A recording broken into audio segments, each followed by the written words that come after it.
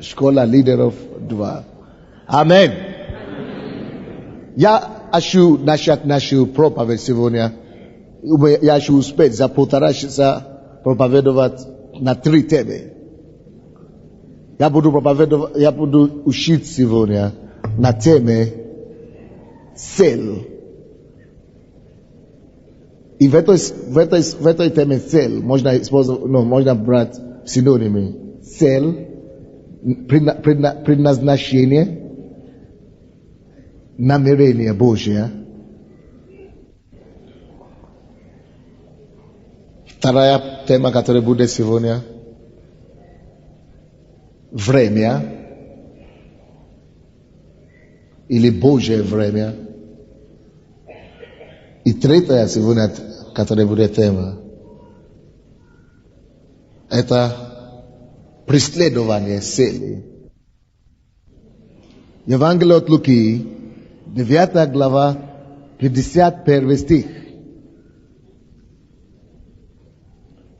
Мы видим все эти 3 темы, которые я назвал вам, в одном стихе из жизни Иисуса Христа. Братья и сестры, почему я поднял то лидер, то еще не лидер, то будет лидером и так далее? Это потому, что я хочу, чтобы после этой школы, чтобы мы все, чтобы каждый выпускник, кто получит диплом и напишет тест, стал лидером домашней группы сразу после. Так что, вот, это первая неделя октября. Мы закончим эту школу интенсивную в пятницу. И до конца месяца я вам дам, чтобы отвечать письменно. Начало ноября уже должно быть ответы. То есть вы должны мне сдать ваши ответы, тетради. Теперь начните за эту неделю уже молиться или уже разыскивать людей, которые будут в вашей домашней группе. До конца года будет условия для всех, чтобы они начали домашнюю группу. Но если это у вас служение, как прославление и так далее, у вас нет возможности, это другое дело.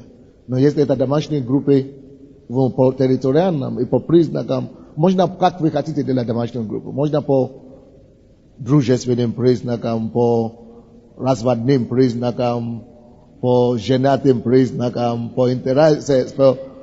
Допустим, я слышал, что кто-то создал себе группу для кормящей груди матерей. Пускай будет как хочет. Но думайте, хорошо? Кто хочет как? Студенческая группа, женская группа, молодежная группа. Только вы должны стать под каким-то координатором, под каким-то лидером. Хорошо? Но вы должны цель этой школы, чтобы вы могли думать, созидать, умом думать и осуществлять что-то практическое. Для некоторых это уже выбило их из этой школы сразу. Они уже испугались. Но вам не надо испугаться. Надо говорить, что Бог мне поможет. Бог мне поможет. Я состоюсь. Поэтому мы говорим о цели, предназначении, намерении. 51 стих, 9 глава Евангелия от Луки. Цели, намерения, предназначение Божие намерения. Когда же приближались дни взятия его от мира, он восхотел идти в Иерусалим. Когда же приближались дни взятия его от мира, он восхотел идти в Иерусалим. Я сказал, что здесь есть 3 эти темы. Кто мне скажет, где здесь цель, намерение, предназначение, где? В этом стихе. Какая фраза?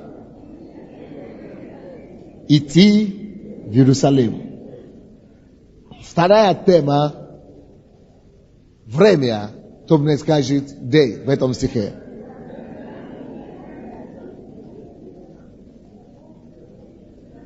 Когда приближались дни.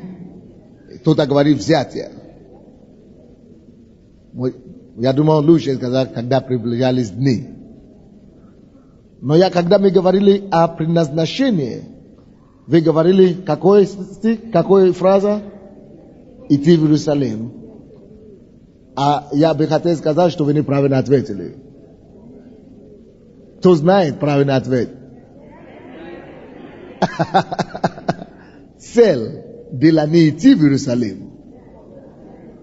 Цель предназначения и намерения Бога на его жизнь было взять ее. Это ты говорил с самого начала. Теперь время это что? Уже сомневаюсь сейчас. Приближались дни. Когда приближались дни? Теперь третий, как мы говорим, осуществление. Или как мы это назвали с вами? Намерение, осуществление. Достижение цели. Достижение цели это когда? Это где? Идти в Иерусалим или восхотел идти в Иерусалим? Восхотел идти в Иерусалим. Видите, три темы прямо в одном стихе. Я задавал эти вопросы, чтобы мы научились с вами думать. Всякий раз, когда мы читаем Библию, важно думать. Что это Слово Божье говорит? Какой урок Бог хочет мне преподнести с этого места Писания? Что еще Бог мне говорит, кроме того, что я вижу? Куда расширяется это место Писания еще? Короче, возьмем первое. Цель Иисуса была известна. Иисус знал свое предназначение и намерение Божье на его жизнь. Он знал, что он должен идти в Иерусалим. Именно в Иерусалиме он должен быть взят на небе. И он должен отдать свою жизнь.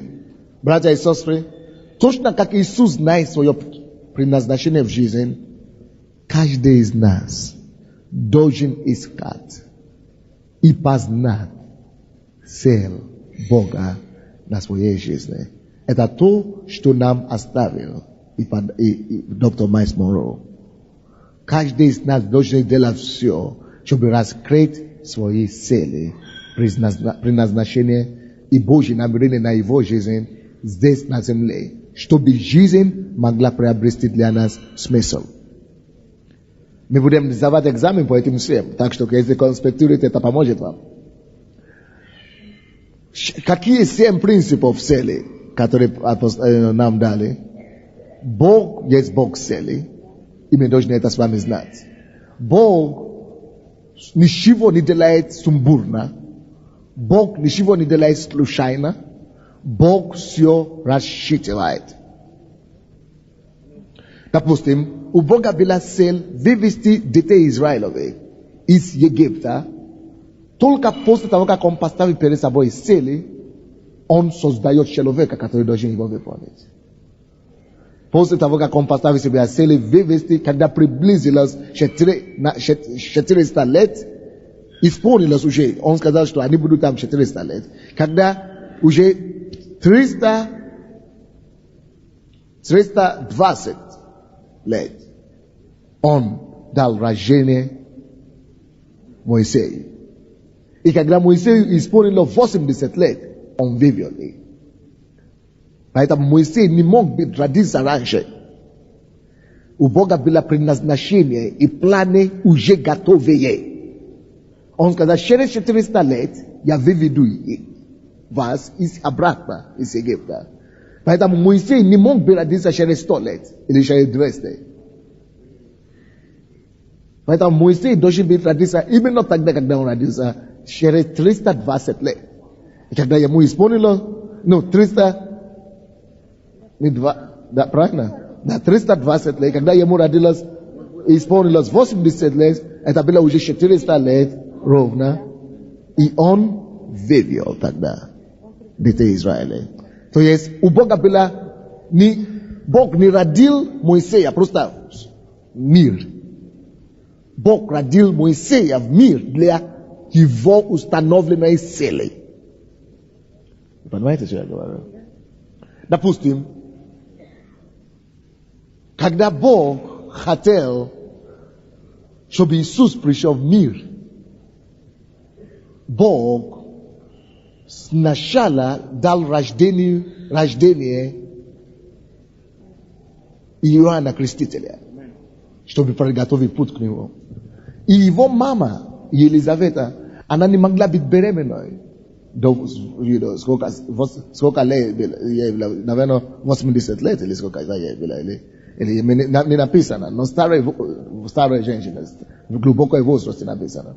То есть, ее бесплодие было спланировано Богом. Потому что если бы она родила в 20 лет или в 30, тогда он бы уже состарился и не успел бы для служения Иисуса. Вы слушаете, да? Поэтому Бог должен удержать и закрыть. И написано, Бог закрыл Шрева и Елизавета. Бог закрыл. Потому что он не должен появляться перед свое время. Цель Бога была в том, чтобы он опередил Иисуса и приготовил путь Иисусу через полгода. Вот, через полгода он должен быть, просто разница полгода, чтобы вести и подготовить путь Иисуса. Поэтому этот ребенок должен остаться на небе, у недре у Бога, в недре у Бога. Елизавета должна была быть бесплодной. И только свое время, когда Мария уже возросла до того возраста, когда она должна была уже выйти замуж, и когда она уже биологически готова для рождения ребенка, только к этому времени Бог дал зачатие Елизавете. Потому что теперь Мария готова. Только за полгода до рождения. То есть ничего не бывает случайно. И Иоанн Креститель родился в свое время, чтобы выполнить определенную миссию. Какая? Приготовить путь, Господин. Моисей родился не случайно, не просто в мир родился. Нет, он родился для установленного предназначения, для Божьего намерения, которое уже есть, вывести своего Божьего народа из Египта. Вы слушаете, да? Точно таким же образом вы или ты родился по Божьему плану для какого-то, может быть, уже открыто тебе или закрыто от тебя пока, но для определенной, уже установленной задачи Божьей, которая должна быть исполнена на этой земле. Поэтому он породил тебя именно в это время, чтобы ты мог выполнить это установленное предназначение Божье. Бог знал, что Моисей будет вывести его народа. И Бог именно специально для того, чтобы быть помощью Моисею, дал рождение Аарону. Он родил Аарона только для этой цели. Чтобы Аарон мог быть устам, переводчиком для Моисея. Только для этого. И дал ему возраст. Он родил его вовремя. Ни раньше, ни позже. Вовремя, чтобы исполнить задача, которую Бог уже предназначил. Эта задача должна быть исполнена кем-то. Поэтому, на беременность надо родить этого ребенка. Для этой цели, которая мне нужна. Я вам докажу это. Исайя, 6 главу, 8 стих. Кто открыл? Кто-нибудь открыл? Мы все знаем это местописание. Известное нам всем. Исайя 6, 8.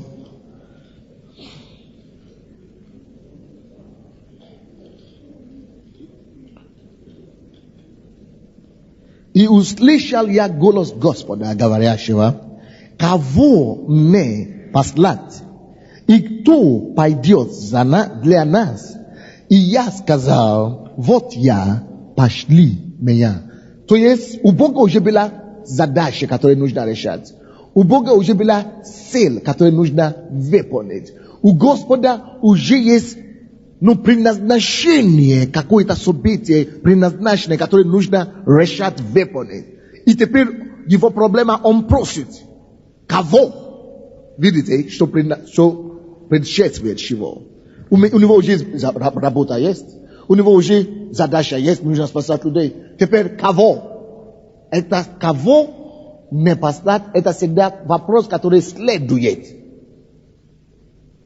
за целью у Бога, в сердце Бога. Это значит, прежде чем рождение любого человека в этот мир, Бог уже задал себе этот вопрос. Вы можете говорить, давайте скажем себе это. Прежде моего рождения, Бог задал себе один вопрос. Кого мне послать? И Он решил родить, создать и послать меня, чтобы выполнить Его цели. Теперь напишите это приложение у себя.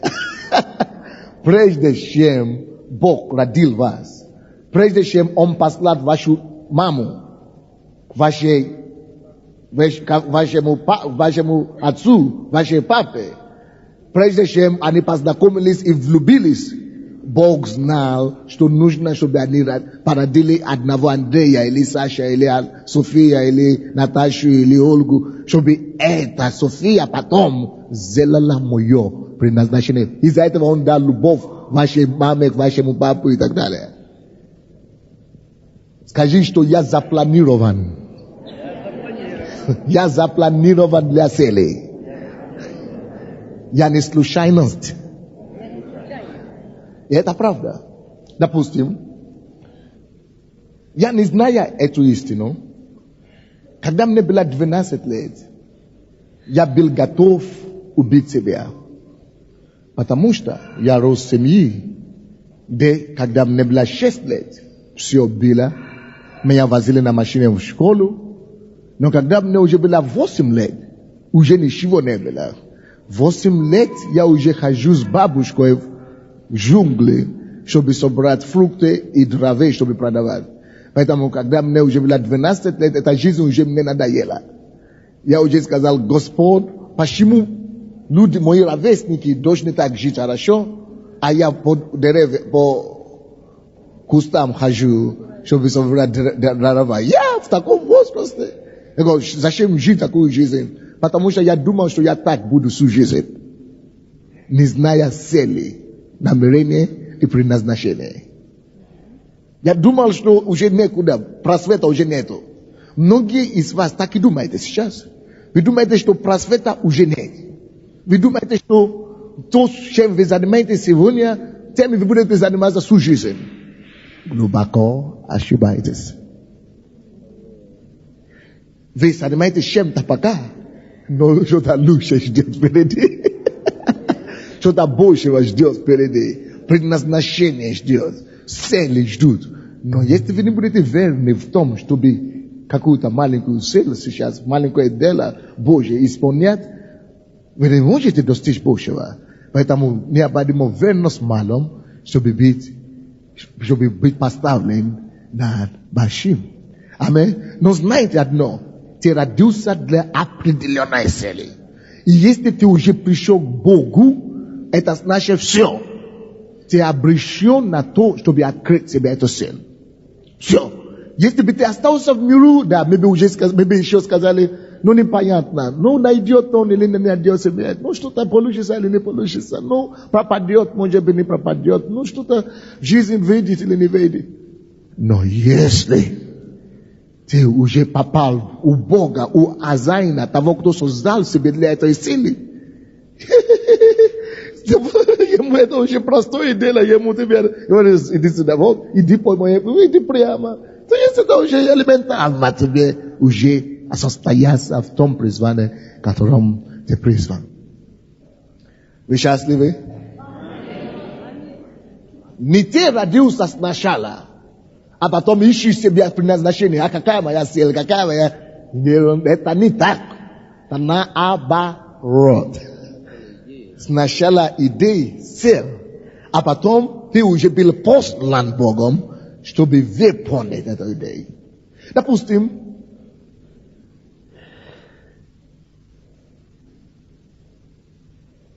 мы могли бы думать, Aaron radiusa, toka radita voce bit preperevoshikom, elementarna. Ne tabela seli ivo. Bracia e sestre, Rahav, etas blues nu se cattolica valere. Rahav, bila, elega Rahav, bila rajdena, letavo, shobi spasat, saglada tele, shobi ikni ubili. Anadotavo niznala za shivo anabila rajdena, zanimalas prostituse, anabila blud ni sefgorode, se yoznali. И когда эти гости пришли в ее дом, потому что когда сел неизвестно также злоупотребление. То есть, когда сел неизвестно, злоупотребление неизбежно. Раав не знала свое предназначение, не нашла себе в жизни и гуляет себе. Блудница. Она была известна как блудница. Она использовала себя не так, как нужно. Но слава Богу, когда время пришло, люди даже, она скрыла этих людей, гости эти вошли в ее дом, и люди прибежали к ней, чтобы поспать не просто с ней, но с ее гостями, мужчинами. Но она скрыла их и спасла их жизнь. Это было Божье предназначение. И после того, как она выполнила это, Бог ее поднял выше. И она вошла в родословие Иисуса Христа. И стала бабушкой. Это то, что Бог делает. Это то, что Бог делает. Иногда я поражаюсь, когда я читаю эти имена в Библии. Некоторые из них, они почти незначительные, такие мелкие вещи делали. Но достоили того, потому что они выполнили Божье намерение, они вошли в Библию. Мы даже не знаем, почему имена их там. Выполнили свои предназначения, их имена должны войти. Вы здесь? Допустим, посмотрите на эту женщину, которая Иисус видела возле колодца, самарянки. Она была тоже, потому что ее цель не была известна. Она искала радость и смысл жизни мужчины. Потому что есть много таких людей. Она живет, растет, и она думает, что ее радость и исполнение ее мечты придет только если она найдет кого-то, мужчину, какого-то мужа, который будет о ней заботиться. И она вышла замуж за одного, он не оказался таким. Развелась и пошла к другому, опять разочарование, потому что она искала на самом деле не мужчину, а цель жизни.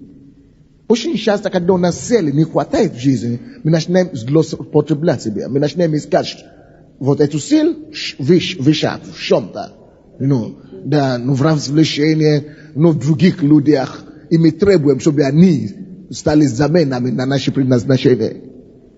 Вот у нее, она была в таких поисках, пока не встретилась с Иисусом.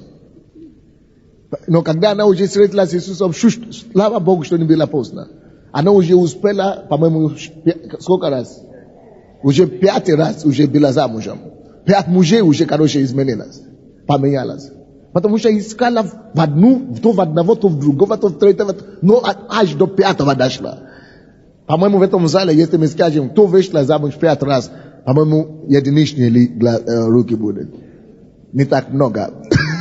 Но есть такие. Не захотят, да? На какая разница? Не важно. То есть такие. И все мы, даже некоторые из нас, мы вышли замуж только 1 раз в жизни, но мы были как самарянки настоящие. Потому что, как и самарянки, многие из нас, мы искали свое предназначение именно мужчиной. Вот когда я найду своего принцесса, тогда все будет хорошо. И очень часто бывает, что этой принцессы не бывает. Эти принцессы бывают только во Христе Иисусе. Часто то, что мы ищем, это не надо искать принцессу или принцесса. Надо было искать просто свое место в жизни. Вот почему, когда Бог создал Адама, сначала Он дал ему работу, говорит, работай, осуществляйся. Najdis se bia w жизни. Najdis своё призвание в жизни. Вообще не думай о муже, о жене. Бог даже ему не открыл, что есть жена еще бывает. Осуществляется и все. Потому что Бог не хотел, чтобы он отвлекался. Но многие из нас мы уже успели отвлекались, прежде чем искать осуществление. Потому что первичное для Бога это не то, что будет написано. Ты вышла замуж или не вышла. Как вышла, удачно или неудачно. То, что Бог заинтересует. То, что ему это самое, это то, исполнил свое призвание или нет. Потому что на небе там говорят, что не будет замужества. И там вообще не будет. Все. А если ты это поставил себе цель на земле, когда там уже не будет, куда ты денешься? Куда ты пойдешь-то? Вот почему нужно. То есть, как эта женщина. Вроде бы она все, потеряла свою цель в жизни. Но когда она встретилась с Иисусом, оказывается, что она была рождена, чтобы принести Евангелие целый город. И через ее свидетельство весь город пришел к Богу. Представляете себе такое? Это потрясающе. Допустим, Лидия в Новом Завете. Вроде бы безобидная. Она была бизнесменкой. Занималась бизнесом. Но она догадывалась, что цель, почему Бог дал ей успех в бизнесе, и она была преуспевающая бизнесмен.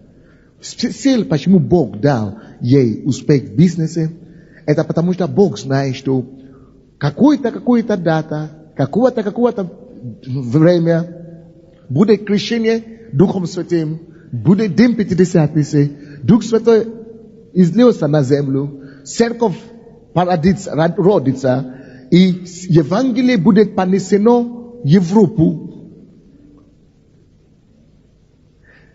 И первое место, куда миссионеры придут в Европу, будет как раз ее город, Македония.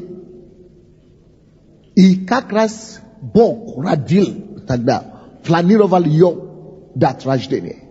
Чтобы выросла, стать успешным бизнесом, а потом встречать этих миссионеров, чтобы они жили у нее дома. Это было ее предназначение в жизни. Быть гостеприимной.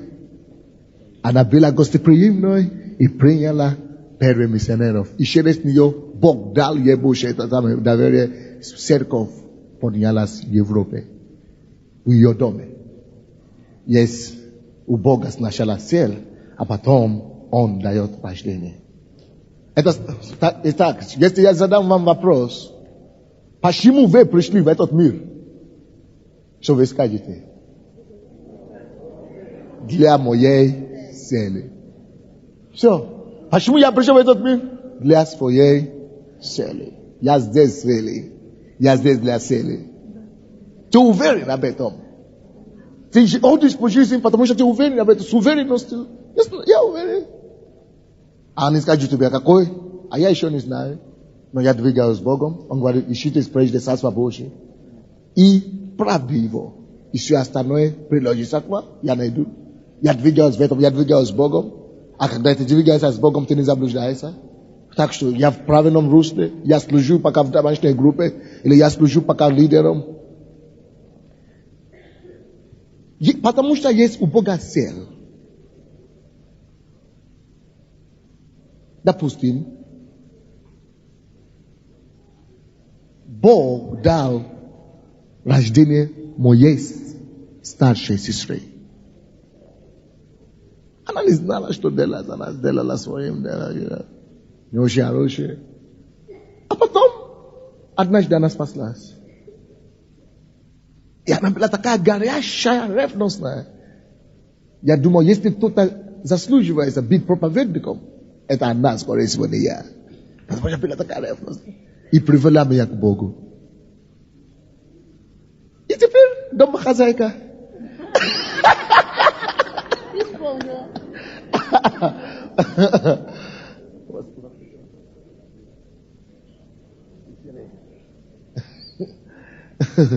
Вот. Она привела меня к Богу, а потом я могу делать намного больше вещей. Вроде бы, какая это может быть цель? Слушайте внимательно. Никогда не пренебрегай свою цель. Цель не бывает важнее, чем другие. Чья-то цель не бывает важнее, чем другие. Они все равно важны. Вот почему Бог назвал этого человека, кому он дал талант один, он назвал его лукавый, ленивый и злой раб. Потому что тот пренебрегал маленькое начало. Он пренебрег его талант. Потому что это один, он говорит, тому дал 5, тому дал еще 3, а мне дал 1. Если раз ты мне дал 1, ну, значит, ты меня не ценишь, ты меня не уважаешь, я тебе и верну твою отдачу. Он не ценил призвание, он не ценил цель, он не ценил предназначение. Брат, дорогой брат, сестра, цени твою цель, цени твое предназначение и выполни его. Самый большой шок в этой истории, это в том, поразило меня, и до сих пор поразило меня, пока это мне не было открыто. Хорошо, он не выполнил, он не заработал на этот талант. Но не заработал. Хорошо, отними. Иисус, столько наказания пришлось ему понести, столько наказаний, что я не мог понять, но долгое время я не мог понять, почему Бог так сурово, Иисус так сурово наказал этого. Он говорит, во-первых, ты лукавый и ленивый. Он обругал его. Во-вторых, возьмите, соберите у него, то, что у него есть, и дайте самому продуктивному, самому успешному. Отняли, собрали то, что у него есть. Второе наказание. Третий, он еще опять обругал его. Если ты знаешь, что я такой строгий и требующий господин, почему ты не заработал, и хотя бы надо было давать, чтобы зарабатывать деньги где-то в банке или что-то, депозит, чтобы деньги принесли мне. Раз ты это не сделал, он и четвертое, это самое наказание, он говорит, что свяжите его и бросайте его в печь, озеро огненное. Он говорит, он дал рабам своим. Он же раб его. Он же Божий служитель. Он же Божий раб, избранный. Причем тут озеро огненное, где ты будешь иметь участь твое с нечестивыми и грешниками. Знаешь, это не влезло мне в голову. Ад. Из-за того, что он вернул это самое, он же не украл. Есть же еще похуже люди, которые могут взять это один вместо того, чтобы они спрятали. И вернуть, как оно есть. Вообще, они скажут, что пропало. Они пойдут покушать. Поесть, поедят. И все. Есть такие еще. А этот еще, по нашим меркам, понимаешь ты? Еще порядочный, значит. Он от тебя сохранил ответственность.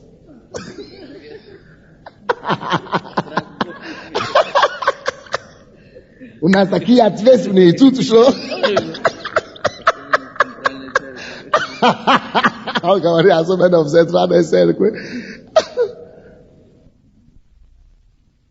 Он вернул то, что ему дали. Не украл ничего. И все равно Бог ему сказал, отнимите вообще у него, от него, еще озеро огненное его выбросить. Это шок, это неожиданное. Братья, Бог такой строгий. Напиши себе, Бог такой строгий. Именно по поводу насчет, по поводу цели и предназначения.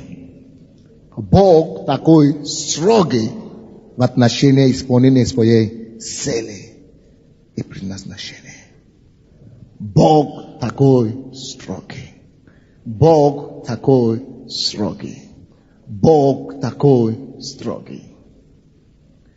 Поэтому теперь, когда мы умоляем кого-то, евангелизируйте, пожалуйста, раздавайте газеты, пожалуйста, введите группу, пожалуйста, будьте лидером. Кто-то думает, вот, а я еще не готов, а я не хочу. И думает, что это нужно. Видите же? Думает, что это еще кому-то это нужно, значит. Вы видите, сколько новообращенных каются. Пожалуйста, вы хотите, будете раздавать, анкеты, работайте с новообращенными. А мне надо спешить на электричку. Электричку. Хорошо. Электричка, конечно, ездит все время. Это серьезное дело, братья. Нам с вами нужно, как Иисус. Поэтому Иисус знает отношение Бога к этому делу. Иисус знает сердце Отца. Поэтому Иисус не мог и не может себе позволить не разобраться тут же со своим призванием. Поэтому Иисус сразу первое дело, Он выяснил для себя свое призвание. Евангелие от Луки, 4 глава, 18-21 стихи. Евангелие от Луки, 4 глава.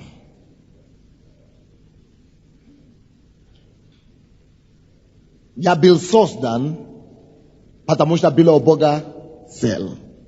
Я был создан, чтобы идти выполнить Божье предназначение. Однажды один евангелист готовился к крусейду большом евангелизации.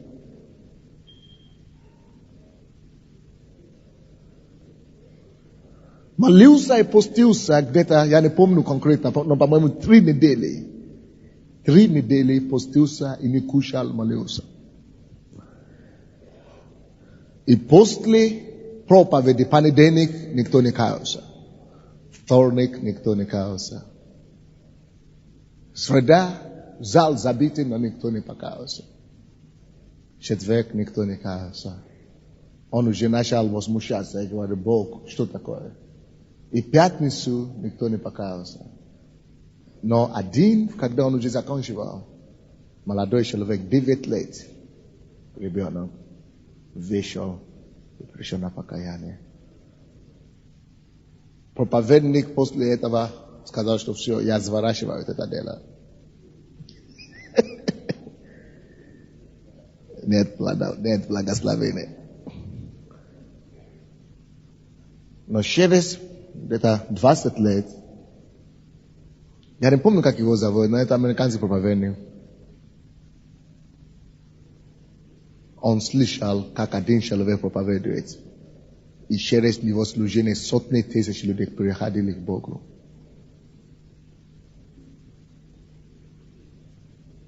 И тот начал свидетельствовать. Когда мне было 9 лет, в каком-то городе, евангелист трудился, и он взял проповедовал, как он хотел. Но никто не шел на покаяние. И тогда что-то меня вытолкнуло. И он стал самым известным в мире евангелистом в то время, который привел сотни тысяч и миллионы людей к Богу. А тот думал, что ему надо сворачиваться. Потому что цель его жизни была в том, чтобы спасать одного.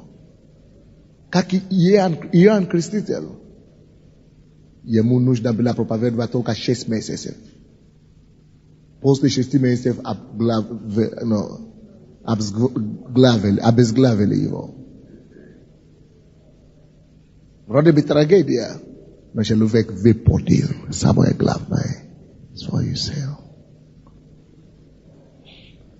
Иногда мы пренебрегаем свою цель. Кто-то призван молиться только. Tota призван поднимать других молитвенников. Кто-то призван быть лидером домашней группы. Но из-за греха пренебрежения это грех того раба, который закопал свой талант. Хотя он был Божьим рабом.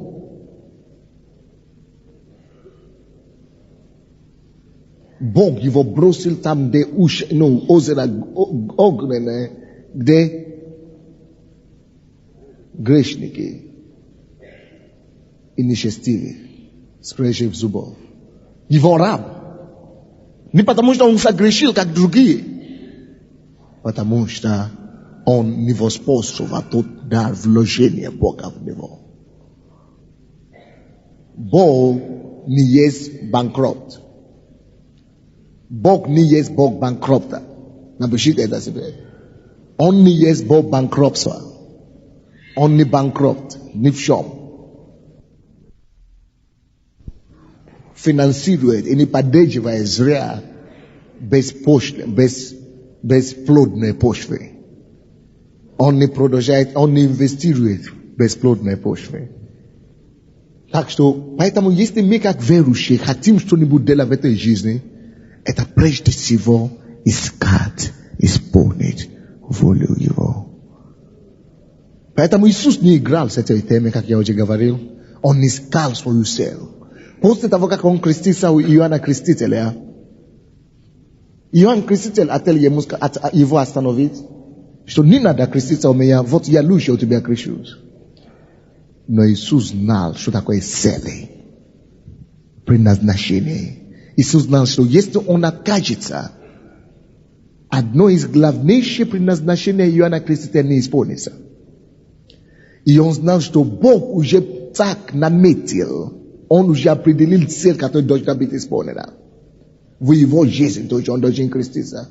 Он говорит, нет, должна быть, должна исполниться всякая правда. Говорит, нет, я должен креститься. Это была цель, предназначение. Он крестился у него. После этого он пошел в 40-дневный пост, чтобы готовиться к исполнению своего предназначения.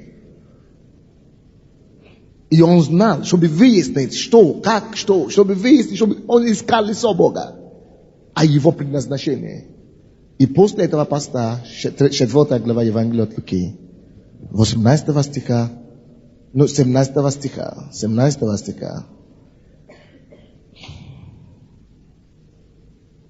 ему подали книгу пророка Исаии. И он, раскрыв книгу, нашел место, где было написано: «Дух Господень на мне, ибо Он помазал меня благовествовать нищим Его цель».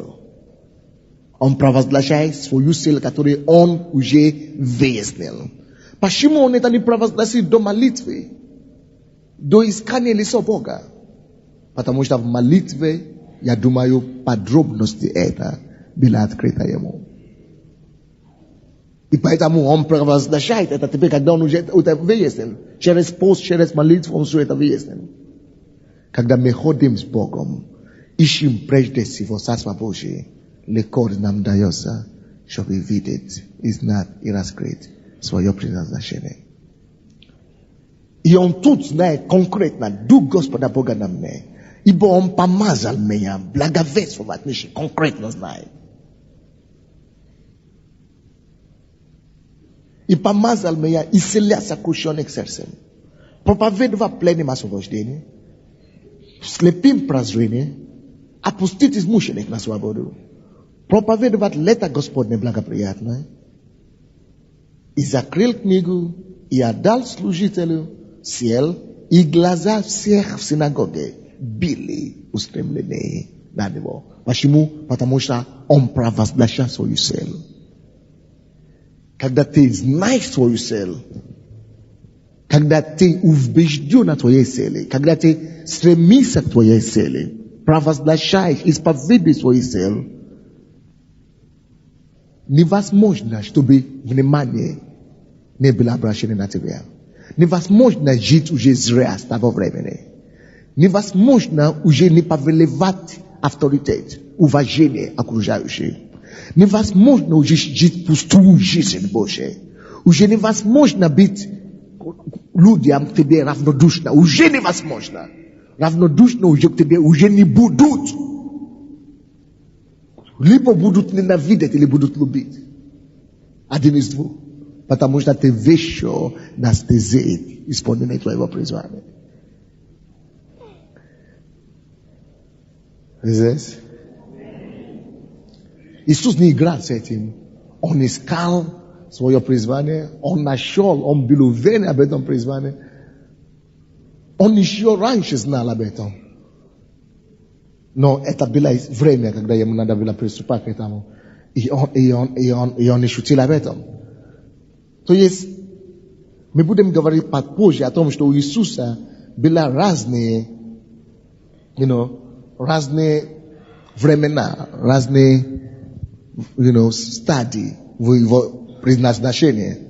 Но я хочу, чтобы вы сказали, что здесь Иисус, написано, открыл книгу и читал то, что было написано о нем. Заметьте себе это или напишите себе. Что-то было написано о нем. Следующее. После того, как он прочитал то, что было написано о нем, глаза все были устремлены на него. Отметьте себе эти два момента. Возможно, я задам вам потом вопрос по поводу них. Что-то было написано о нем. После того, я же повторяю сейчас, что-то было написано о нем. После того, как он прочитал, что о нем было написано, глаза всех были устремлены на него. Откройте, пожалуйста, со мной книгу пророка Аввакума. Братья и сестры, когда ты открываешь свое предназначение и цели в жизнь, тебе так же, как Иисус, нужно что-то написать. Вы здесь? Где и что написано о тебе, дорогой? Вопрос к вам. Где и что написано о тебе? Где твоя книга, где ты написал? Написал ли что-нибудь, что написано ли что-нибудь? Когда ты открываешь себе свое предназначение, надо написать его. Надо свою цель написать. Допустим, Иисус здесь уже знал, уже выяснил себе, что и для чего. Но запомните, когда ему было 12 лет, он не открыл это местописание, но он ответил своей маме и папе, что я должен быть удела отца моего. Когда его нашли в храме, потому что он остался и так далее. То есть он знал, что на него жизни есть призвание. Но нам не было написано в Библии, что он провозглашал это конкретно, детали, как Евангелие от Луки, 4 главе. Что я хочу вам сказать? Многие из вас, вы абстрактно знаете, что вы призваны. Какое-то направление, но вы не знаете четко, что делать. Я не думаю, что это есть преступление. И вы не должны думать и казнить себя из-за этого. Допустим, первые 10 лет после моего призвания, мое призвание было сверхъестественное и явное. Всякий раз, когда я закрываю себя глаза, и я вспоминаю, я могу видеть картину, которую Бог мне показал. Была мне показана четкую картину о моем служении. Не было всего лишь 19 лет. Но я знал то, что я видел. Оно мне написано. Сразу я написал.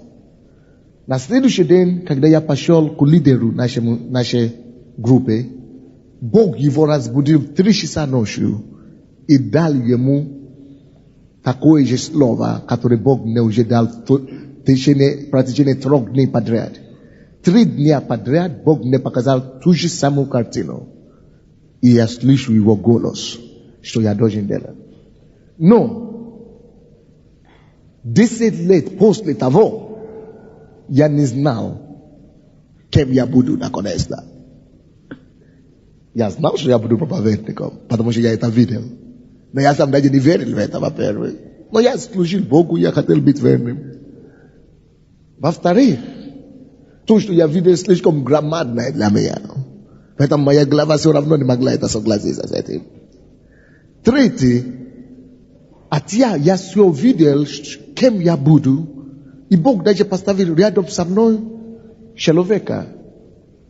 Один из самых великих пророков и служителей мира, живущих в этом мире. Он стоял рядом со мной. И он это делал, и я делал. То же самое, что он делал. Хотя я видел это, но все равно, если бы ты мне после 10 лет, если бы ты мне задал вопрос, кем ты будешь, кем ты призван?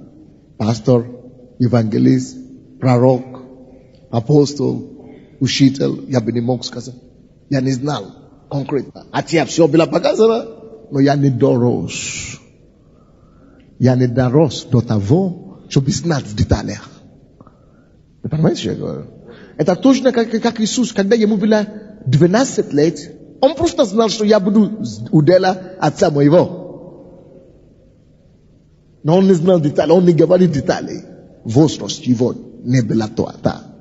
Но Евангелие от Луки, 4 главе, уже было совсем другие условия, совсем другой возраст, совсем другие испытания. Это уже было после крещения водной. Это уже было после Иоанна Крестителя. Это уже было после 40-дневного поста. Возраст уже другой. Ему теперь можно знать. Так что не казните себе пока что, если вы еще не знаете конкретно детали, чем. Но теперь я уже знаю. Конкретно детали я уже знаю. Но как будет, я не знаю тоже до сих пор. Но время придет, я буду уже знать, как будет. Вы понимаете, что я говорю?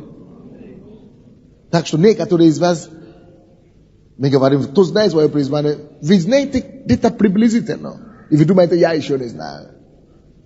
Но я сказал вам, 10 лет я тоже не знал. Но я занимался с Богом, вел домашнюю группу, а потом стал лидером общения, служил Богу, делал свой максимум в каждом этапе. И Бог, потому что я уже в царстве. Когда ты уже возле Отца, Отцу уже не тяжело тебя подвести в твоей судьбе. Но, как только что тебе становится известно, что тебе следует делать потом, Аввакум, 2 глава, с 1 по 3 стихи. С 1 по 3 стихи. На стражу мою стал я, и стоя на башне, наблюдал, чтобы узнать, что скажет он мне.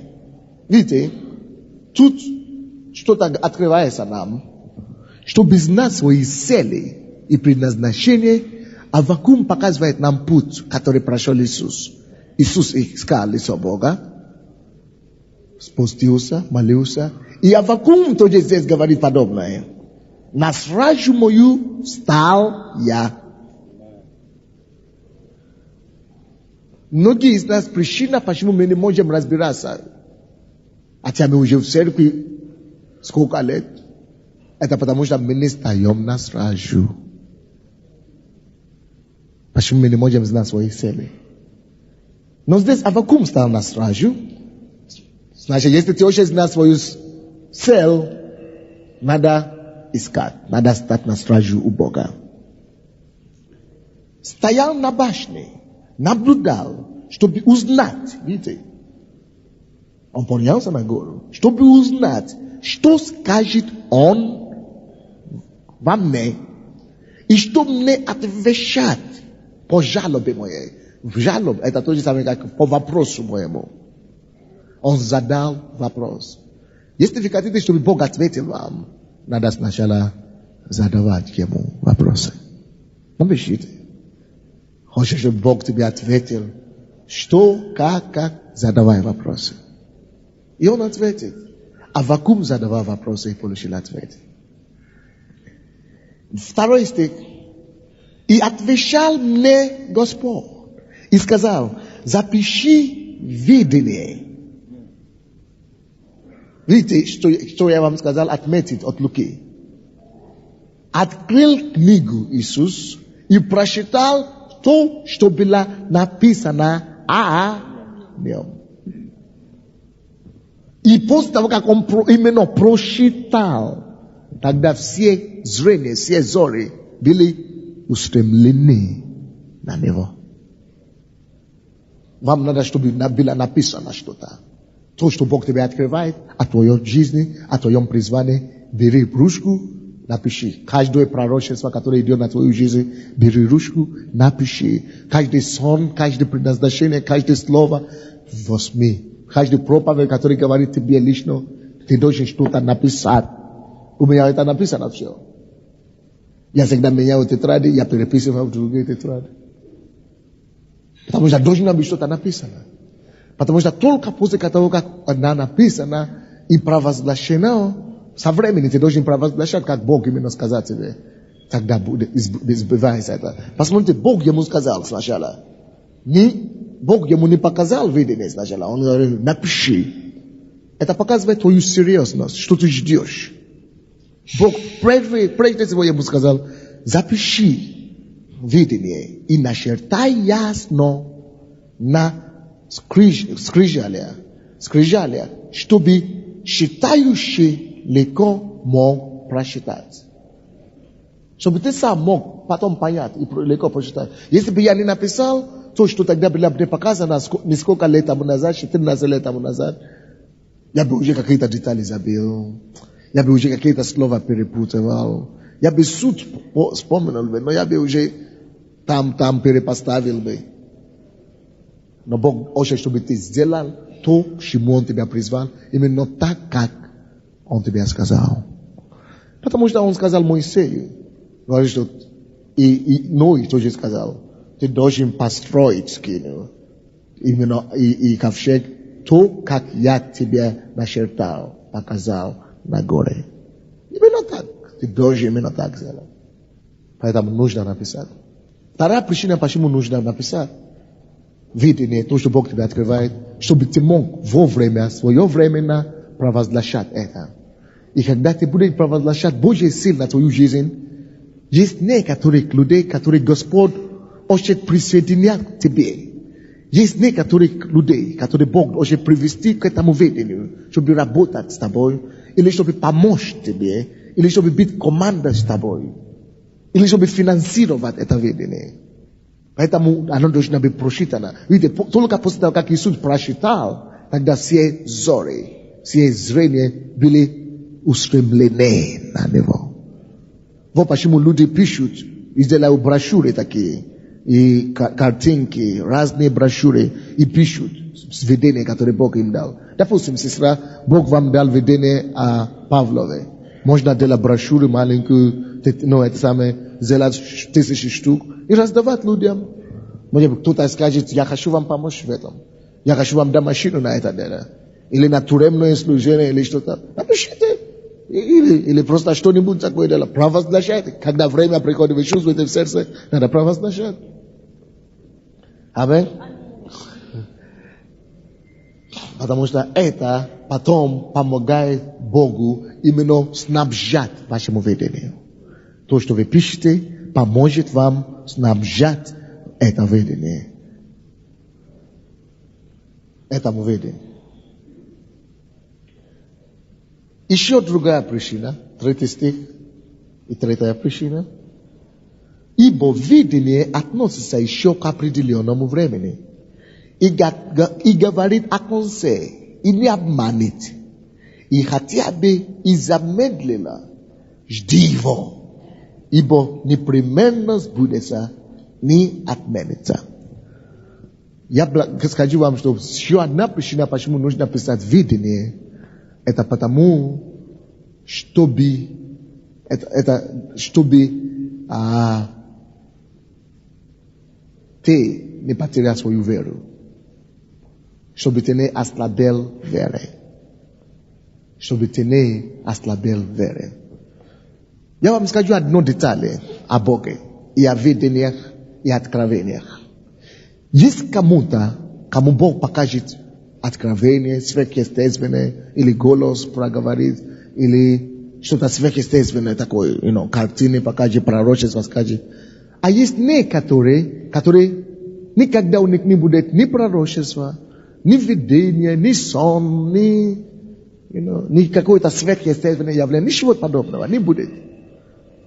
Но каждый раз, когда Бог вам показывает и дает слово, а причина, почему вам надо это писать, это потому что если Бог уже тебе дает видение, или показывает картины, или что-то такое, это значит, будут серьезные испытания впереди, о будущем. И Бог часто дает видение, пророчества, картины, именно для того, чтобы, когда эти испытания придут сильнее, чтобы ты мог взглянуть на эту бумагу, написанную, вспоминать и ободриться, и держать веру. Потому что если не так, есть такие испытания, которые ты вообще начнешь говорить, что это не Бог уже тебе сказал, может быть, это вообще не Бог, может быть, вообще Бога нет. Ты уже будут такие испытания. Допустим, причина, почему Богу нужно было показать Иисусу и Иосифу видение, такие картины, это потому что Бог знает, что ему придется побывать во рву. Испытания такие будут серьезные, что если он неосторожный, он может вообще сомневаться, действительно ли Бог его призвал или нет. Но эти картины и видения написаны просто дополнительное ободрение, когда испытания приходят. А если у тебя нет таких откровений и так далее, это значит, что ты призван, но может быть тебе не приходится или не придется так, страдать или переживать, как остальные, кто-то другой. Но или вторая причина, почему Бог не дает некоторым откровения и видения, пророчеств, это потому что Бог знает, что они достаточно сильны в вере, чтобы довериться вождению Духа Святого, внутреннему руководству и откровению слова. Чтобы вы это выяснили, чтобы вы это знали. Допустим, Бог мне говорит, Бог мне дает слово знания и так далее. Но я не вижу, очень редко, в исключительных случаях, вижу сны. Я не вижу сны. Или я вижу сны, которые не серьезны. То есть сны это не есть мой способ.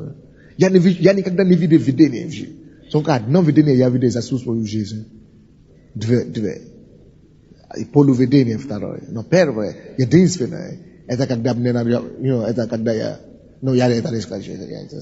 Потому что я это скажу, все остальные начнут ждать, когда им тоже надо видение, чтобы это тоже делать. Но это есть маленькое видение. Маленькое видение.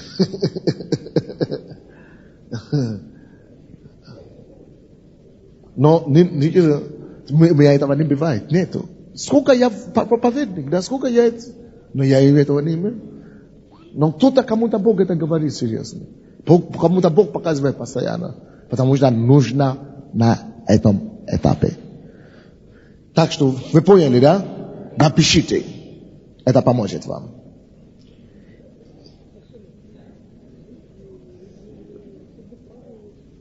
Дальше. Предназначение человека, цели и намерение Бога на жизнь человека бывает в разных этапах.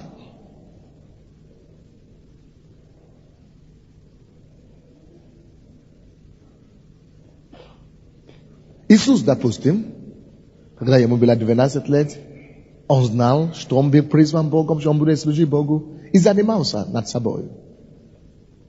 Это был этап младенчества. Это детский этап видения. Следующий этап жизни Иисуса, служения Иисуса, это этап юношества. Когда он знал, что он призван Богом, но в это время ему нельзя было начинать служение. Это было то время, когда он работал столяром с отцом. Юношеский возраст видения. Или юношеский этап видения. Ты должен служить у другого. Ты должен быть верным маленьким у другого начала. Потому что Иисус сам говорит, если вы не будете верны в чужом имени, как вы сможете быть своим? Как вы сможете быть владеть своим? Вы не сможете быть владетелем своим. Вы не сможете иметь свое, если вы не будете верны в чужом. Так что Иисус сам проявил верность в деле своего отца или отчим, прежде чем может знать. Третий этап служения Иисуса – это этап вступления в служение или начинания служения.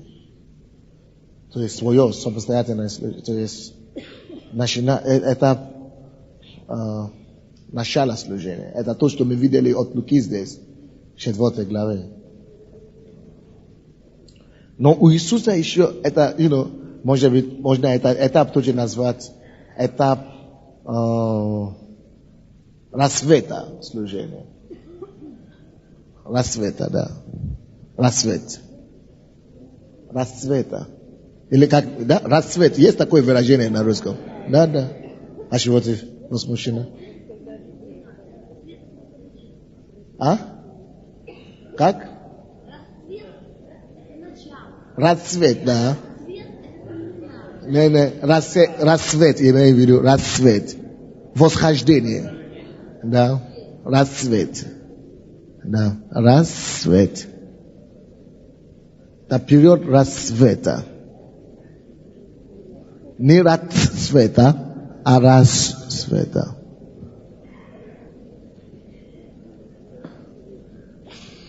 Вы поняли, да? Восхождение. Это то, что мы видели здесь, когда Иисус говорит, что Дух Господа Бога на мне, чтобы проповедовать нищим, выжим Евангелие, чтобы опускать измученные на свободу, праздновать слепым и так далее. То есть это рассвет его служения. Следующий, это какой этап сейчас? Четвертый этап его служения мы видим Евангелие от Луки, от Матфея. Евангелие от Матфея, 20 глава. Евангелие от Матфея, 20 глава. 17 по 19 стихи. Это тот же самый этап, который мы считали, сам от чего мы начали. Но я здесь просто хочу показать по-другому. Здесь ясно. И восходя в Иерусалим, Иисус дорогою отозвал 12 учеников одних и сказал им: вот мы восходим в Иерусалим, и Сын Человеческий предан будет первосвященникам и книжникам, и осудят его на смерть, и предадут его язычникам на поругание, и биение, и распятие, и в третий день воскреснет. Иисус знает, что третий этап его служения тут уже совершает. Рассвет закончился. Теперь идет рассвета. Теперь идет стадия совершения. Не только совершение, кульминация. Я бы это назвал четвертый этап осуществления. Это этап не кульминации, не расшатания. Расцвета и осуществления, можно сказать. Осуществление призвания. Eta bila kak on uje stupil. Eta ni adin den. Eta etap nasha osa. Eta etap nasha sa uje atsuda vod. Ishu atsuda vod. Vidite, da? Никогда его просто в день, когда нет, он готовился к тому, чтобы войти в Иерусалим. В Иерусалим он еще служил несколько дней там. То есть, это этап цели. Этап осуществления. Это может длиться по-разному. Чтобы вы тоже знали, что эти 4 этапа счастья будут у вас тоже на служении, в служении. Аминь. Но главный смысл, который я хочу подвести здесь, вы должны закончить, вы должны знать свое предназначение. Иоанн Креститель знал свое место. Евангелие от Иоанна 1, 23 стих. Когда люди возмущали, кто ты? Я есть голос, вопиющий в пустыне. Я есть голос. Вы тоже есть голос в твоем мире. Может быть, ты призван, когда Бог видел беды твоей всей семьи. Станции, Наташа. Кто еще верующий в твоей семье? Никто. Вот, как хороший пример. Допустим, в семье нашей сестры Наташи вообще никто не верующий, кроме она, кроме нее. Я не знаю, какая у нее семья, я не знаю, что там. Но, когда Бог видел, что нужно принести кардинальное изменение в вашем роду, ваш род, или ваш дом, подъезд, или там, где ты работаешь. Ну, давайте вот в восьмом семье. Он хочет изменить, он уже видит смущение, страдание, хождение по мукам, может быть, этого рода, этого дома. И Бог хотел менять все кардинально. Он хочет, чтобы с этого времени, с этого века, вещи изменились в другое направление, чтобы избило изменение на 180 градусов. Он решил, он уже имеет цель. Цель его породить другой род. Цель его принести искупление из покаяния именно этой семьи. Он решил родить тебя. Потому что он знает, что до тебя достучится. Ты пойдешь, куда нужно пойти. Ты услышишь его голос. Из тебя уже другая история начнется в этом роде. Например. Потому что многие люди думают, я не вижу смысл в своей жизни. Я не вижу. Может быть, только для этой цели. Но есть цель. Была цель, прежде чем ты была рождена. Кто-то был рожден только для того, чтобы спасать кого-то конкретно. Но есть цель. Кто-то был рожден только чтобы родить кого-то. Но есть цель. Уже была эта цель до его рождения. Я есть голос. Следующая тема, которую я думал... Нет, давайте я закончу эту тему. Откройте, пожалуйста, вместе со мной Исход, книгу Исхода. Потому что я сказал вам от Иоанна, что Иоанн и знал свое призвание. Это от Евангелия от Иоанна, 1 глава, 23 стих. Но, может быть, кто-то еще спросит, как мне знать свое призвание? Хотя доктор Майерс Монро читал потрясающий проповедь. Особенно последнюю проповедь он раскрывает, как знать свою цель. Это в четверг вечера. Но Исход 2 глава, 11-13 стихи. Я тоже хочу задать этот вопрос до того, как мы продолжим, чтобы каждый уже мог целенаправленно идти. Может быть, ты задаешь себе такой вопрос. Как мне знать? Как мне видеть свое место? Ну, я думаю, это. Я не знаю. Во-первых, вы уже видели 4 стадии призвания. То, что я хочу, чтобы вы знали, возможно, чтобы у одного человека призвание было больше, чем одного. Вы не поняли меня? Возможно, чтобы цели были несколько. Возможно, чтобы Божье предназначение на твою жизнь было разнообразное. По крайней мере, даже если цель одна, то по крайней мере, вы должны знать все, братья и сестры, что потенциалы Бог ставит разные и множество каждому из нас. Даже если у тебя цель одну в жизни, то у тебя также есть больше одного потенциала.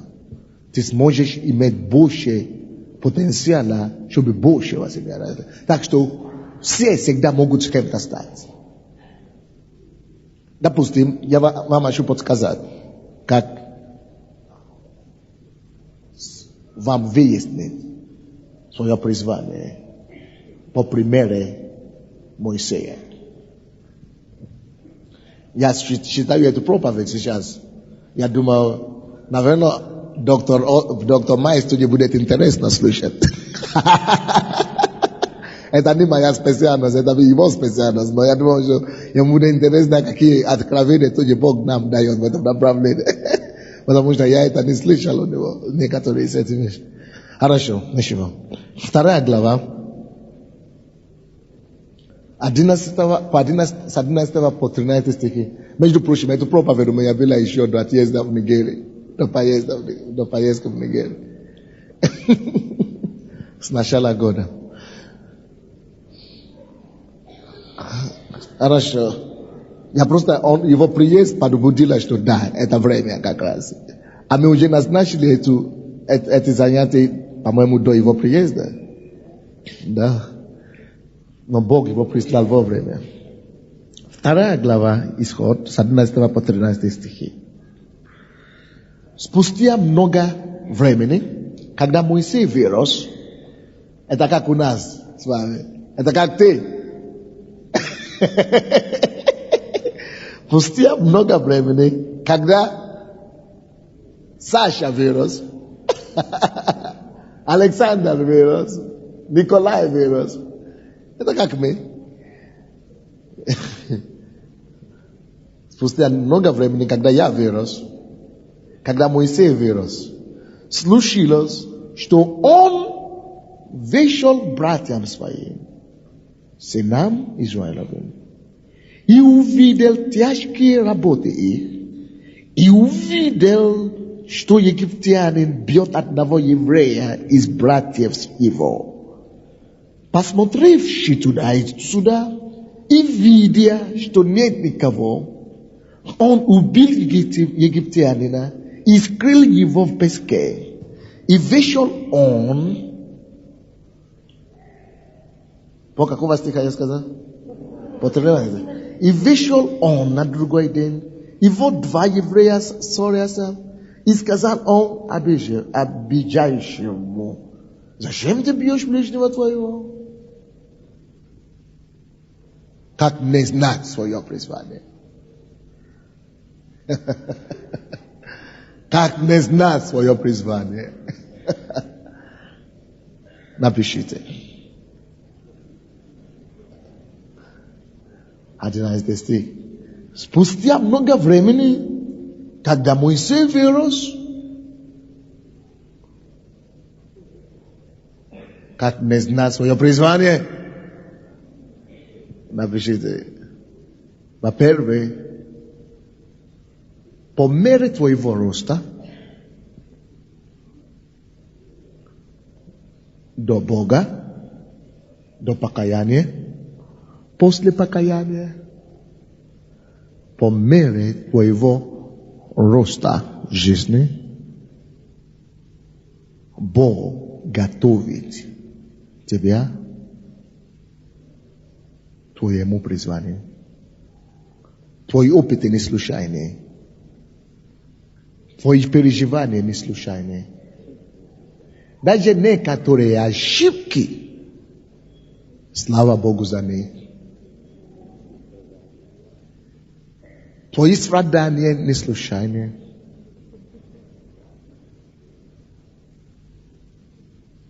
По мере твоего роста.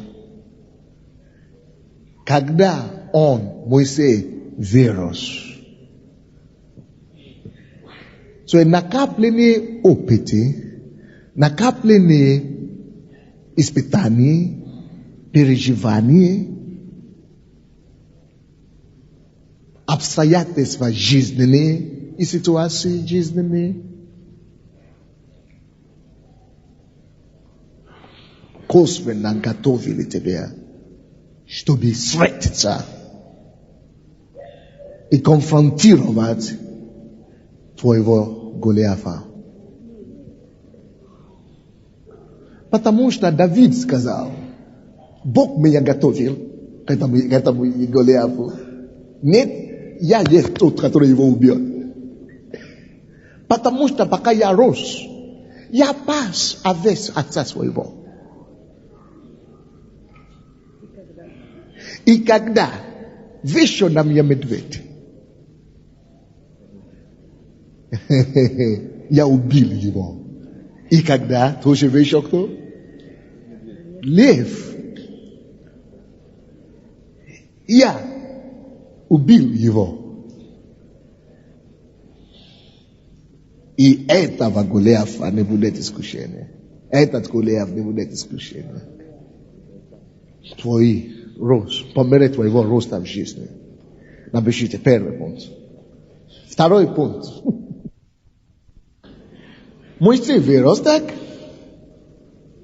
и говорит, случилось, что он вышел братьям своим, сынам Израилевым, и увидел тяжкие работы их.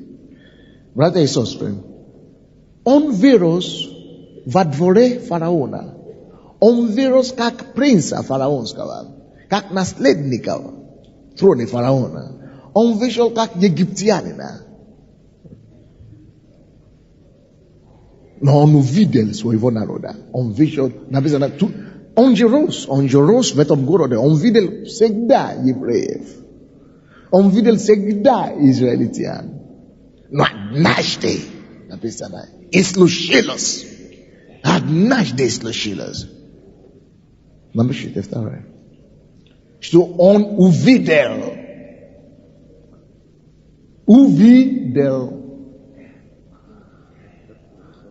Второй что? Второй пункт. Все, на что ты реагируешь в жизни, есть то, чему тебе придется столкнуться. Есть то, Голиаф, с которым тебе придется сразить. Есть то призвание, есть то, чему ты призван. Допустим, некоторые из вас, с тех пор, как они росли, они видели алкоголизм. И кто-то это, чтобы мы повторяли. Давай повтори, что я сказал. Второй пункт. Все, на что ты реагируешь в жизни, это есть то призвание, к чему ты призван, чтобы... Это есть то дело, с чем тебе придется столкнуться, сразиться. Допустим, некоторые из вас росли постоянно возле алкоголика. То папа пил, то муж потом начал пить, то вы сами начали пить, то сын потом начал пить. Не обязательно, я просто как пример. Не, что-то начал фонить, что такое? Вот. Это может быть.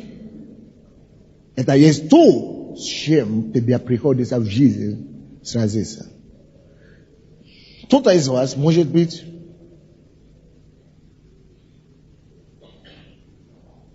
мама родила его или ее вне брака. Сама еле-еле выросла, уже начала гулять. Дочка тоже самым признаком. Bludila vexde и так далее. И те сама, и мама, и все. Или вокруг тебя только одни проституции. Может быть, это есть то, к чему Бог тебя потом поручит. Сразиться. Чтобы, может быть, Бог захочет, чтобы ты создал служение для проституток или для избавления молодежи от развлечения, от разврата или, я не знаю, или что-нибудь семейное, что-нибудь. То есть очень часто то, на что ты реагируешь, на что, в жизни, пока ты рос, это связано во многом с тем, к чему ты призван. Некоторые из вас с детства вы сталкивались с отвержением каким-то. Везде на работе отвержение, в школе отвержение, в институте отвержение, в замужестве или, я не знаю, где-то отвержение. Может быть, Бог хочет, чтобы вы потом начинали служение для отвержения. И спасать их, и избавлять их.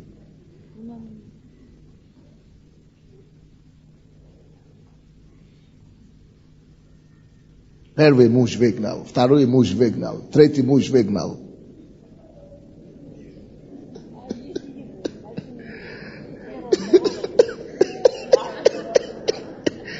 А мне говорят, а если наоборот, первого мужа выгнал, второго мужа выгнал, третьего мужа выгнал. Значит, надо начинать служение для разводных. Самарянки, никто не знает. То есть, есть разные ситуации. Я не могу все перечислить сейчас. Оккультизм, например. Есть разные ситуации в жизни, которые я не могу все перечислять. То есть, Бог потом хочет... Допустим, в моей жизни, я не могу сказать, что этот принцип сработал. Но у кого-то это будет сработать. Но я просто хочу вам сказать, как выяснить, как знать свое призвание. Потому что он рос. Он даже не обращал внимания. Он рос в царстве. Но пока он рос, однажды вышел, и уже не мог спокойно смотреть на израильтян. Сердце уже, он не мог, это уже. Третий пункт.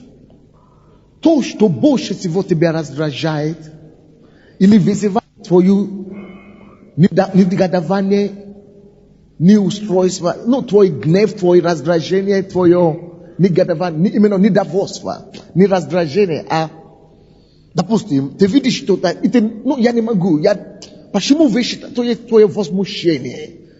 Ты, допустим, видишь люди, которые бедные, ты говоришь, я не могу, почему никто не делает это, почему никто это не решает, почему это так, тебе хочется что-то делать, или, ты просто возмущаешь то часто, первое, на то, что ты реагируешь, второе, то, что тебя чаще всего возмущает, или то, о чем ты ревнуешь, лучше так, то, о чем ты ревнуешь, часто есть то, к чему Бог хотел тебя привести.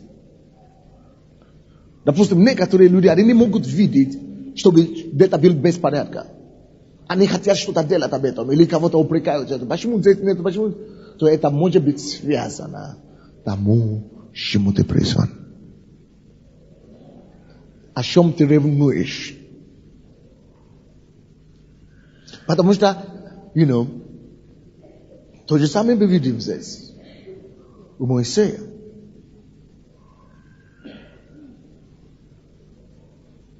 Он вышел братьям своим, сынам Израилевым. Это то, на что он реагировал. То, что его задело. И увидел тяжкие работы. И увидел, что египтяне бьют их. Первое, он увидел их, он не мог быть равнодушен к ним. Это третий пункт. То, к чему ты не можешь быть равнодушен, естественно, есть то, с чем тебе придется иметь дело. Первое, это должно было быть первое. То, к чему ты не можешь быть равнодушен, Второе, он видел тяжкие работы их, это то, что тебя заделало, то, что ты реагируешь на это. Третий пункт, он видел, как египтяне, built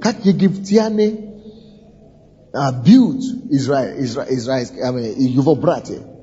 И это его вообще задело. Это уже 3, то, что мы говорили. То есть давайте расскажите это на 3, которые я говорил, помните. То, что вызывает. По мере нашего роста до покаяния. Не, до того. Вызывает негодование. То, что вызывает негодование. То, что ты ревнуешь, что-то не делается. То, о чем ты ревнуешь. И то, что Бог хоть, какое-то сострадание или любовь. И то, что вызывает твое сострадание. Или то, что ты хочешь, например, делать. То, что вызывает, то, что, к чему ты не можешь быть равнодушный, да. То, к чему ты не можешь быть равнодушный, вот. То, к чему ты не можешь быть равнодушный. Вот это все есть то, что обычно, с чем тебе придется сталкиваться. 4 пункт.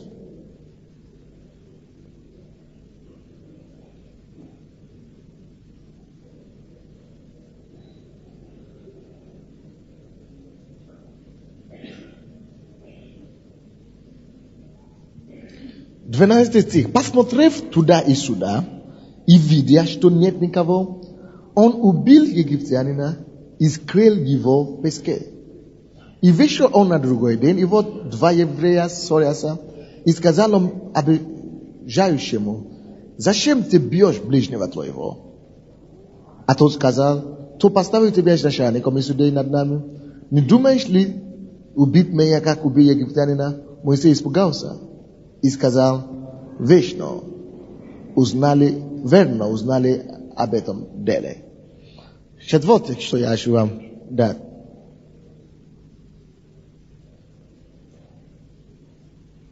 Чаще всего есть некоторые вещи, которые вызывают двойное чувство у нас. Двойные чувства. Вот то, что часто вызывает у вас двойные чувства, есть то, с чем ты будешь иметь дело в жизни. Какие двойные чувства я имею в виду? Это вызывает чувство либо любви и ненависти одновременно. Он видел израильтян, у него было чувство любви к ним. И тут же параллельно ненависть к египтянам. Одно обстоятельство, та же самая ситуация и двойное чувство. И это же двойное чувство повторялось у него в отношении к Израилю. Он опять вышел на второй день, видите, вы заметили, что я считал это. И видел уже египтяне между собой, уже израильтяне между собой дерутся. И тут он любит их, он говорит: зачем вы дерутесь между собой? А тот говорит: я тебя предам. Ты хочешь убить нас, как ты убил этих? Ненависть уже у него появилась к нему уже. То есть он любит их, и не поймешь. Это страх уже порождает. То, что обычно вызывает у тебя двойное чувство, есть то, с чем ты будешь иметь дело. Либо любовь и ненависть, или любовь и страх.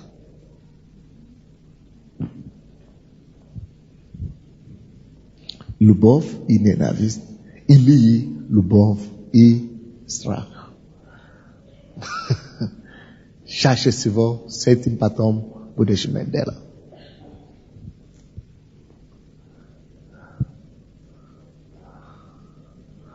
Так, товарищ генерал. Так, товарищ генерал. Есть.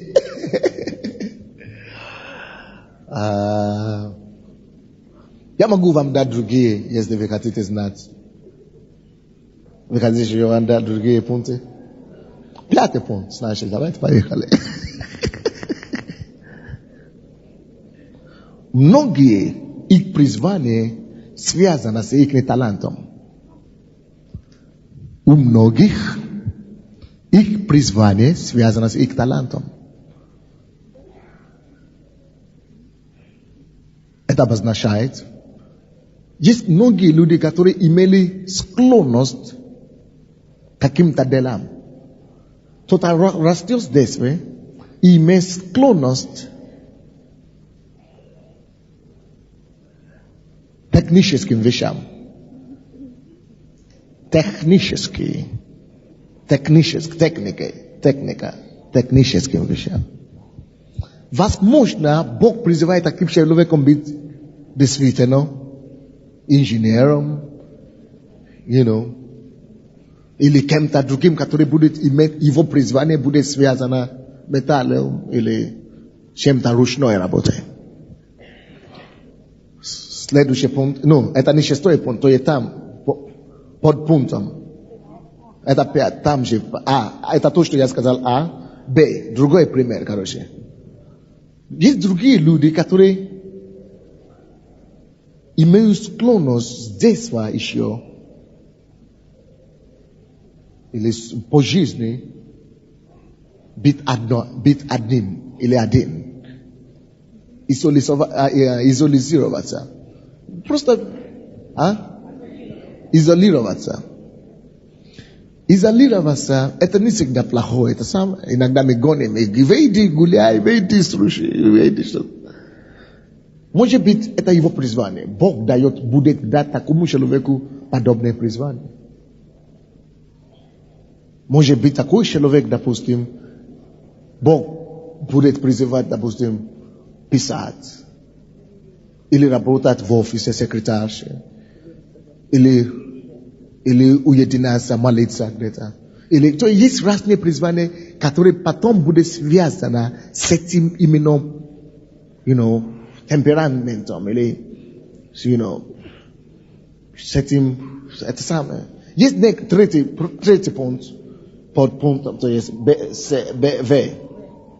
Есть некоторые люди, которые наоборот, или тут же можно написать, которые наоборот любят общаться с людьми. Общительные. Это может быть связано с их призванием. Потому что, чтобы быть пастором, допустим, надо быть общительным. Наоборот, некоторые Бог призовет, которые вообще не стеснялись. Допустим, я стеснялся страшно, когда я бывал. Наоборот, Бог по-другому. То есть, иногда бывают такие, которые Бог хотел, чтобы они имели общение. Есть некоторые люди, которые много говорят, или умнее. И это было необходимо для их призвания. Может быть, им нужно было будет иметь призвание, которое связано с тем, чтобы говорить, или чтобы учить, или чтобы что-то такое делать. Есть некоторые люди, которые имели качества, свойства, внутренние свойства. Допустим, я могу назвать. То есть талант иногда, это 5 пункт. То есть очень часто, когда талант, темперамент связаны с призванием человека. Можно много таких примеров еще, правильно? Но это под одним пунктом. Что часто бывает, это 5 пункт, когда призвание связано с талантом и с темпераментом. Но главное, это 5 пунктов, которые я сказал. Как тебе знать? Это самое. То есть там, в этом же пункте, 5 пункте, можно Д написать. Или как мы, Г. Написать, что очень часто твое призвание имеет связь к тому, что ты умеешь делать. Твоя естественная способность. То, что автоматически выходит из тебя. То, что дает тебе удовлетворение. То, что ты не напрягаешься много, чтобы делать. Ты находишь удовольствие в том, чтобы именно этим заниматься. Да, ты просто сам себе, когда ты этим делом занимаешься. Может быть, это молиться. Может быть, это просто сидеть дома и звонить или что-нибудь. Я не знаю, что есть в тебе, который ты просто получаешь наслаждение, когда ты это делаешь. Может быть, твое призвание.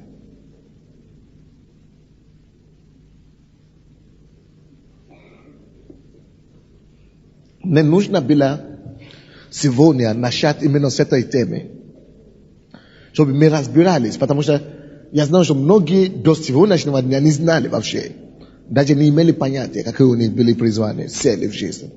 Поэтому надо было это все довести.